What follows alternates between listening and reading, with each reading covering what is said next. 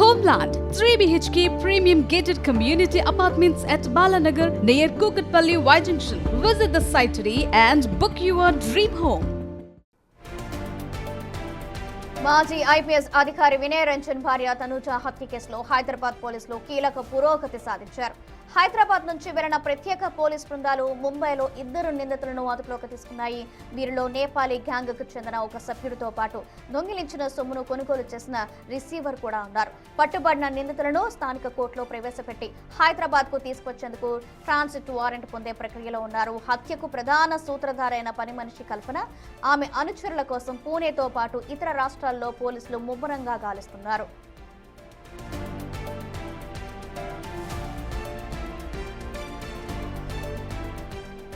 దర్యాప్తులో పోలీసులు కొన్ని షాకింగ్ విషయాలు తెలుసుకున్నారు. ఈ అంతర్రాష్ట్ర ముఠా కొన్ని నెలల క్రితమే ఢిల్లీ జైలులోని ఈ దోపిడీకి స్కెచ్ వేసినట్లు తెలిసింది. నేపాల్ కు చెందిన ఈ ముఠా వెనుక సాహు గ్యాంగ్ ప్రమేయం ఉన్నట్లు అధికారులు గుర్తించారు. నిందితురాలు కల్పన గతేడాది కాలంగా వినయ్ రంజన్ ఇంట్లో పనిమనిషిగా ఉంటుంది. ఆమె కుటుంబ సభ్యుల కదలికలను నిశితంగా గమనించింది. వినయ్ రంజన్ మ్యాంగ్లూరు వెళ్లిన సమయాన్ని చూసి కల్పన తన గ్యాంగ్ సభ్యులను హైదరాబాద్ కు రప్పించినట్లు పోలీసుల విచారణలో తేలింది.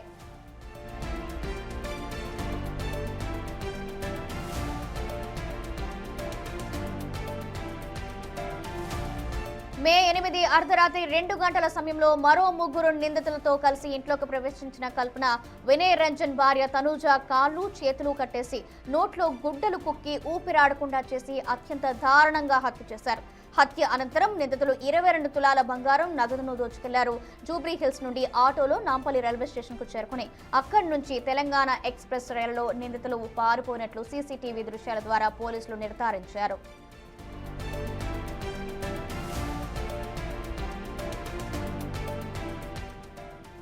దీనికి సంబంధించి మరింత సమాచారం మా ప్రతినిధి విజయ్ అందిస్తారు.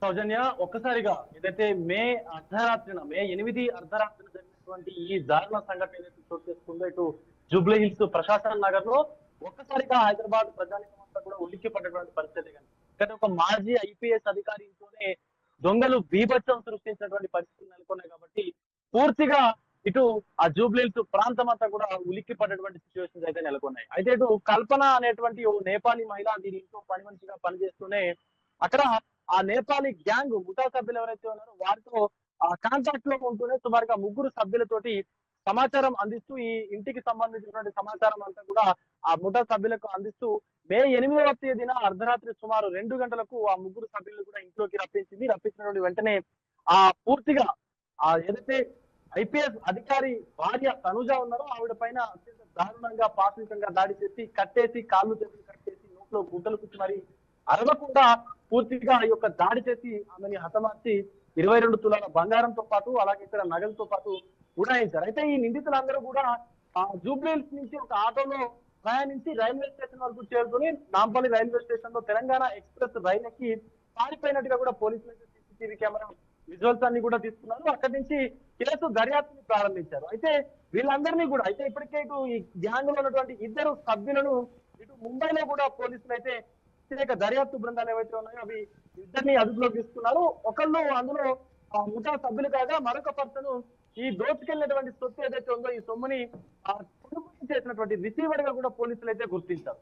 దీనికి సంబంధించి కూడా అయితే ఈ నేపాల్ గ్యాంగ్ కు సంబంధించినటువంటి కదలికలన్నింటినీ కూడా పోలీసులు అయితే పకడ్బందీగా ఎక్కడికక్కడ పరిశీలిస్తా ఉన్నారు. ముఖ్యంగా పూణేతో పాటు ఇతర రాష్ట్రాల్లో కూడా వీరికి సంబంధించినటువంటి కదలికలను ఎప్పటికప్పుడు వాచ్ చేస్తా ఉన్నారు. ఎక్కడెక్కడ వీళ్ళు ఇదివరకు ఏదైనా నేరాల్లో పాల్పడ్డారా, అంటే ఇదివరకు ఎక్కడైనా నేరాలకు సంబంధించి వీళ్ళకు అక్కడ ఏమైనా ప్రమేయం ఉందా అన్నటువంటి కోణంలో ఇతర రాష్ట్రాలకు సంబంధించిన నేరాలతో కూడా పోల్చి చూస్తున్నటువంటి పరిస్థితి కూడా ఉంది. అయితే దీనికి సంబంధించి కొన్ని నెలల క్రితమే ఈ ఘటనకు సంబంధించి ఢిల్లీలో జైల్లో కూడా ఈ ముఠా సభ్యులందరూ కూడా ప్లాన్ చేసినట్టుగా తెలుస్తోంది. వీరి వెనుక గ్యాంగ్ అనేటువంటి అత్యంత ప్రమాదకరమైనటువంటి గ్యాంగ్ ఉన్నట్టుగా కూడా పోలీసుల దర్యాప్తులు అయితే వెల్లడైంది.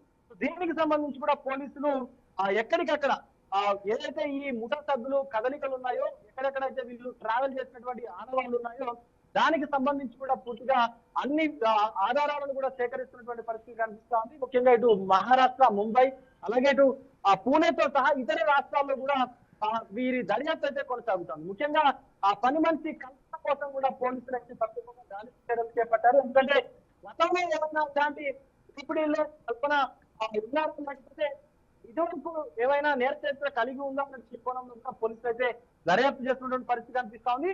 అండ్ అలాగే ఈ ఇద్దరిని కూడా అదుపులోకి తీసుకున్నటువంటి ఇద్దరిని కూడా తిరిగి హైదరాబాద్ తీసుకొచ్చేందుకు కూడా పూర్తిగా పోలీసులు ఆయనకు సంబంధించిన అక్కడ ఉన్నటువంటి వారెంట్లు ఏదైతే ట్రాన్సిస్ట్ వారెంట్లు ఉంటాయో వాటికి సంబంధించి కూడా కోర్టులలో హాజరుపరిచి హైదరాబాద్ కు తీసుకొచ్చేందుకు కూడా ప్రయత్నాలు చేస్తా ఉన్నారు. ముఖ్యంగా నేపాల్కి సంబంధించిన పని మనుషులను ఎవరైనా సరే ఇటు సిటీలో ఉన్నటువంటి వాళ్ళు హైదరాబాద్ కి సంబంధించిన వాళ్ళు పనిలో పెట్టుకుంటే కనుక ఖచ్చితంగా వాటికి సంబంధించిన డీటెయిల్స్ అన్ని కూడా తెలుసుకోవాలి. అలాగే వాడి డీటెయిల్స్ పూర్తిగా స్థానికంగా ఉన్నటువంటి పోలీస్ స్టేషన్ లో కూడా నమోదు చేయాలని కూడా పోలీసులు చెప్తున్నారు. ఎందుకంటే ఈ ఘటన జరిగినటువంటి కొద్ది రోజులకే ఇక జవహర్ నగర్ కూడా వృద్ధ దంపతులను నేపాలీ గ్యాంగ్ అత్యంత దారుణంగా కొట్టి పరాలైనటువంటి పరిస్థితులు కూడా కనిపించినటువంటి సిచ్యువేషన్స్ ఉన్నాయి. సో దీని నేపథ్యంలోనే పూర్తిగా ఈ కేసుకు సంబంధించి కూడా అసలు ముఠా ఎక్కడి నుంచి ఆపరేట్ చేయబడింది అండ్ అలాగే వీరు ఇంకా ఏదైనా దొంగతనాల్లో కావచ్చు దోపిడీల్లో కావచ్చు పాల్గొన్నారు, అసలు వీరి కదలికలు ఏమిటి అని చెప్పి కూడా హైదరాబాద్ నుంచి వెళ్ళినటువంటి ప్రత్యేక దర్యాప్తు బృందాలు అయితే గాలింపు చర్యలు చేస్తా ఉన్నాయి. సౌజన్య, విజయ్, ఈ కేసులో ఆల్రెడీ ఇద్దరు నిందితులను అరెస్ట్ చేసినట్లు తెలుస్తుంది పోలీసులు. అయితే ఈ ఇద్దరిని ఎక్కడికి తీసుకెళ్లినట్లు, వాళ్ళ మీద ఎలాంటి సెక్షన్ల కింద కేసులు నమోదు చేసే అవకాశం ఉంది? ఇప్పటికే ఇటు ఇద్దరు నిందితుల్ని కూడా ముంబైలో అయితే అరెస్ట్ చేశారు. ఆ ఇద్దరు నిందితుల్లో ఒక నిందితుడు ఈ యొక్క ముఠా సభ్యుడిగా కూడా పోలీసులు అయితే గుర్తించారు. అంటే ఆ దోపిడీకి సంబంధించినటువంటి ముగ్గురులో ఒక వ్యక్తి అన్నట్టుగా కూడా పోలీసులు అయితే గుర్తించారు. దానికి సంబంధించి మరొక వ్యక్తి ఈ ముఠా సభ్యులు తీసుకొచ్చినటువంటి దొంగతనం చేసినటువంటి సొమ్ము ఏదైతే ఉంటుందో ఆ గోల్డ్ కావచ్చు లేకపోతే ఇతర ఆభరణాలు కావచ్చు వాటన్నింటినీ రిసీవ్ చేసుకొని వాటిని క్యాష్ రూపంలోకి మార్చేటువంటి మరొక వ్యక్తిగా ఒక రిసీవర్ గా కూడా పోలీసులు అయితే గుర్తించారు. సో ఇద్దరిని కూడా పోలీసులు పూణేలో అదుపులోకి తీసుకున్నారు కాబట్టి అక్కడ స్థానికంగా ఉన్నటువంటి కోర్టుల్లో వీరిని ప్రవేశపెట్టి తర్వాత ట్రాన్సిట్ కి సంబంధించిన వారెంట్ ని కూడా ఇష్యూ చేయించుకొని వారందరినీ అంటే ఆ ఇద్దరిని కూడా పూర్తిగా ఇటు హైదరాబాద్ కు పంపించేటువంటి అవకాశం కూడా కనిపిస్తోంది. అండ్ అలాగే ముఖ్యంగా ఈ కేసుకు సంబంధించి అసలు ఎంతమంది ఈ యొక్క కేసులో ఇన్వాల్వ్ అయి ఉన్నారు, ముఖ్యంగా ఢిల్లీకి సంబంధించిన జైల్లోనే కొన్ని నెలల క్రితమే స్కెచ్ వేసినట్టు కూడా పోలీసులు గుర్తించారు. కాబట్టి అసలు ఎంతమంది ఈ యొక్క కేసులో ఇన్వాల్వ్ అయి ఉన్నారు అండ్ ఇన్వాల్వ్ అయినట్టు నేర ప్రవృత్తి ఏంటి అనేది దానిపై కూడా పోలీసులు అయితే ఫోకస్ పెట్టారు. Right, thank you Vijay.